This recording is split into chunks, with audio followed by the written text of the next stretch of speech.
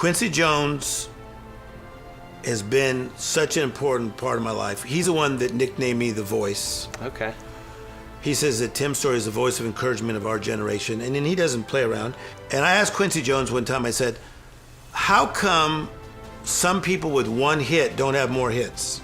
He said, because there were more hits underneath, but they didn't have it in them to dig and dig and dig and dig. Most people are satisfied living off the one hit. And then he grabbed me and goes, don't be satisfied living off the one hit. Dig and dig and dig. Isn't that powerful?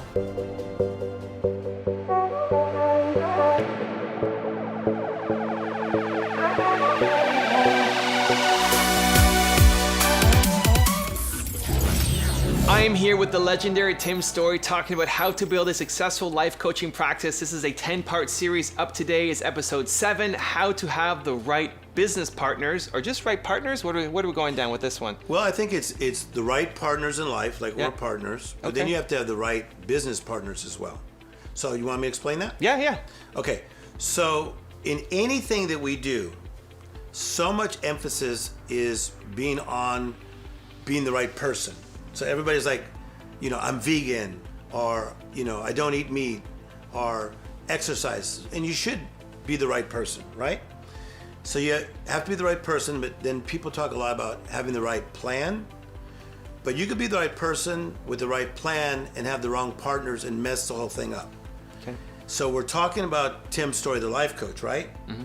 So I could be the right person with the right plan and coaching in all the things I do, Steve Harvey, Facebook, Oprah Winfrey stuff that I do, my one-on-one clients, TV shows, all the stuff that I do, right, in coaching, right? So I could be the right person with the right plan, but have the wrong partners, and you know what's gonna happen? I'm gonna get paralyzed in that same spot. So I need to get around people that are gonna lift me up and strengthen me to another level. Do you mind if I use a Bible verse? Yeah. Okay, so the Bible says this: he who walks with the wise will become even more wise himself. Mm-hmm. But a companion of fools, his life will unravel. Okay, so you have 24 hours a day, and I have 24 hours a day.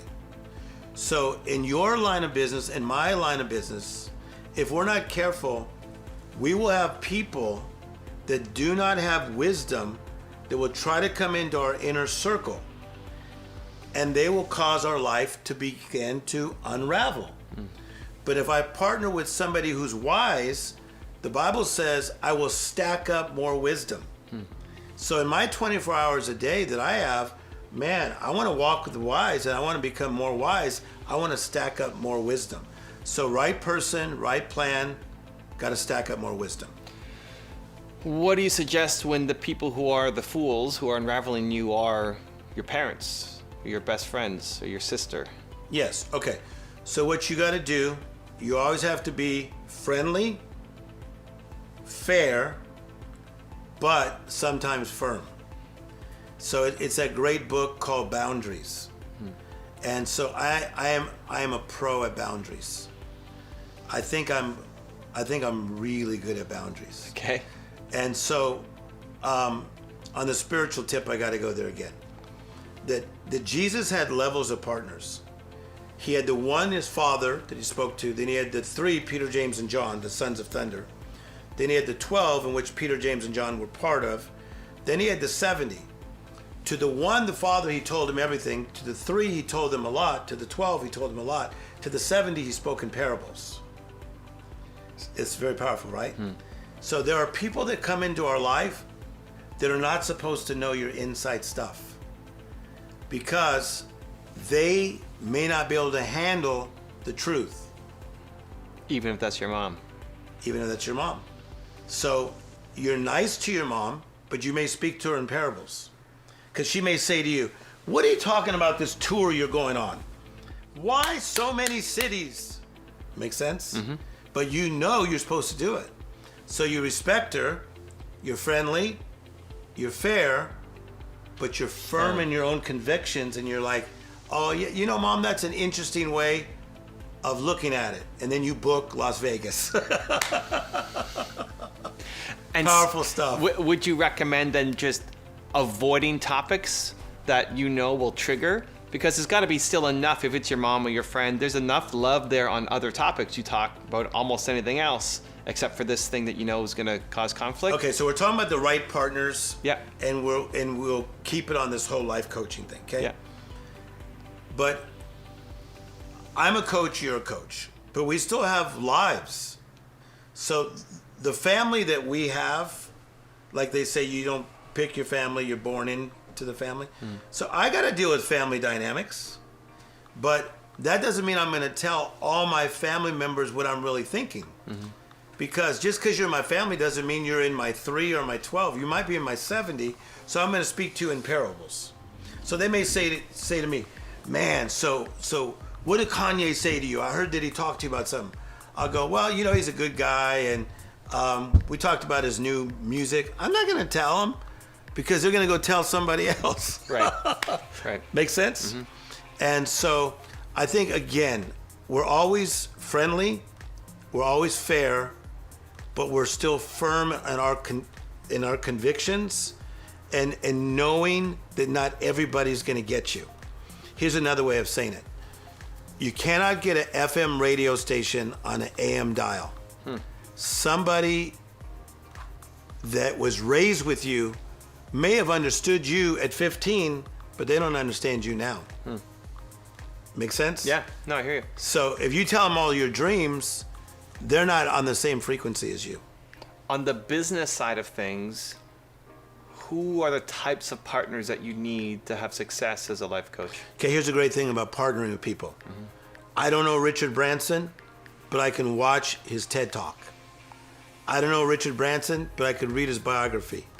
That's powerful stuff, right? I don't know Margaret Thatcher. She's not around, but I could read the biography. I don't know Winston Churchill, never give up guy, but I could read all these things about his life and watch documentaries about him. So this is a beautiful thing about life. There's certain things I don't know. I can go to your YouTube channel and find out now. So I can partner with you and you may never even meet me. It's beautiful. It's a beautiful thing. I go all over the world, 75 countries. I was in Turkey not too long ago. This guy runs to me. I'm in Istanbul.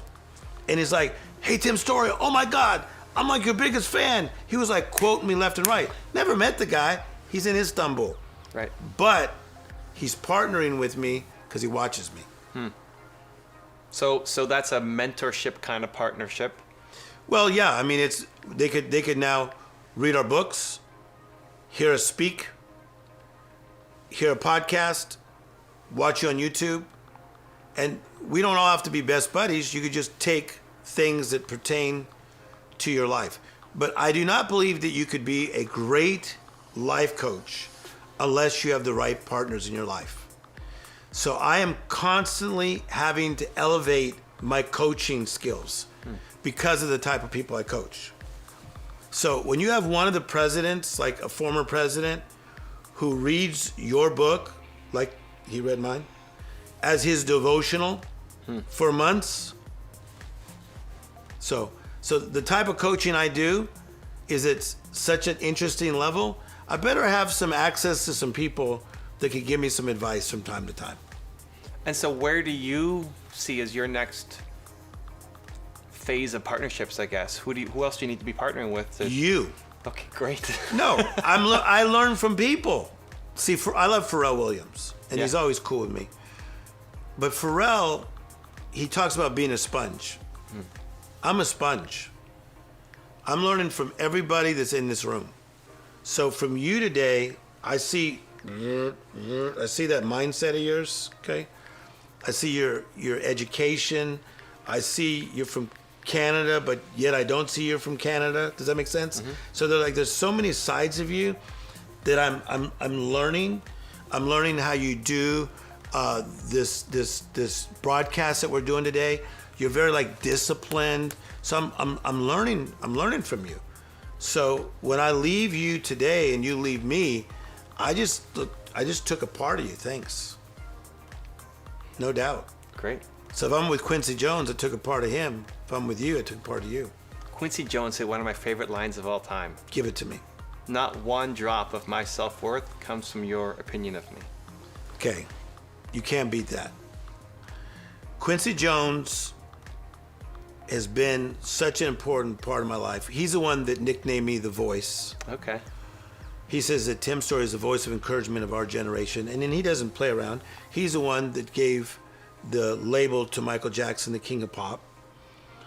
And I asked Quincy Jones one time, I said, how come some people with one hit don't have more hits? And I'll never forget, it was like 12:08 at night, because he likes to stay up late. Because I remember I looked at the clock, I thought, I better go. And then I asked him that question, and he stood up. He goes, little brother, it's one of the best questions you've ever asked. He said, because there were more hits underneath, but they didn't have it in them to dig and dig and dig and dig. Most people are satisfied living off the one hit. And then he grabbed me and goes, don't be satisfied living off the one hit. Dig and dig and dig. Isn't that powerful?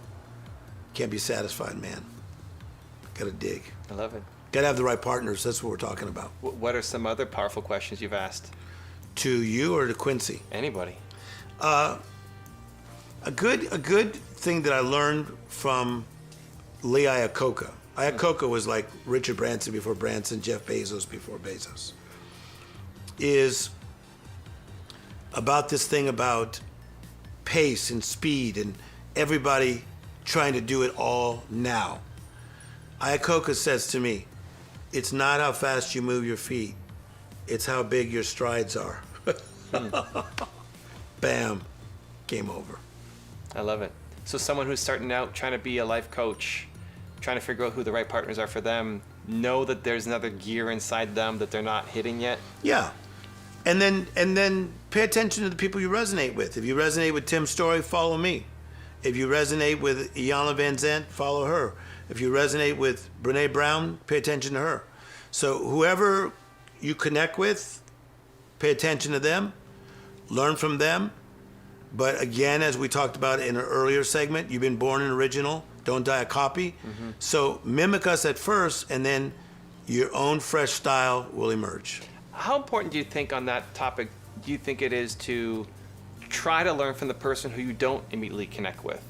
Because if I look at you or Iyanla or Oprah or Eric Thomas or a bunch of other people, yeah, it's the same messages. Similar messages. Yes. Totally different style and tone. Yes. You know, Eric Thomas is going to yell at you through everything. Yes. And Oprah's going to hug you through everything. Yes. You will resonate with one over the other. How important is it in your mind to try to learn from the other person? It's so important. If your strategy, hang out with passion. If your passion, hang out with strategy. Most of the people I study are not from where I come from. I come from like LA, deep LA. Most people I study are like from Europe, from South Africa. They're brainiacs. They were raised a certain way. So a lot of the people often say about me, if you put all Tim Story's friends in a room, you would not understand how this all happened. Because I have like some of the coolest, nerdiest friends, and then I hang out with rap stars. You're a wild duck. I love it. Who are you partnering with now? Who are you messing with? Who are you trying to learn from? You mentioned Mother Teresa as one of your early mentors. Yeah, I mean, I'm reading about Mother Teresa. I never got a chance to hang out with her. But, I mean, come on, man. Let's talk about being in the studio with Kanye West when he was doing the song Stronger. All he had was a beat. Da-dun, dun, dun, dun, dun, dun. Da-dun, dun, dun. Whatever doesn't kill me makes me stronger. To go from that, to then say I'm going to put strings on it, to then say I'm going to bring in Timberland to help me, to then Pharrell Williams to come in and say, man, if I was you, I'd change it this way, to then will.i.am say, ooh, that's cool, but if I was you, I'd do it this way. To see the beginning of Stronger, and then to see how so many people were affected by that song, just even by the hook, whatever doesn't make me kill me makes me stronger. I learned just in sitting in that. And I remember one time I told Kanye, I said, man, if I was you, I would put this in, because I'm pretty good with words. He goes, Tim, that's why you're not a rapper.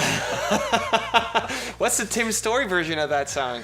It was thrown out, man. He didn't want to hear it. I love it. If you want another awesome video in our Black Excellence series, check out the video right there next to me. I think you'll enjoy it. Continue to believe, and I'll see you there.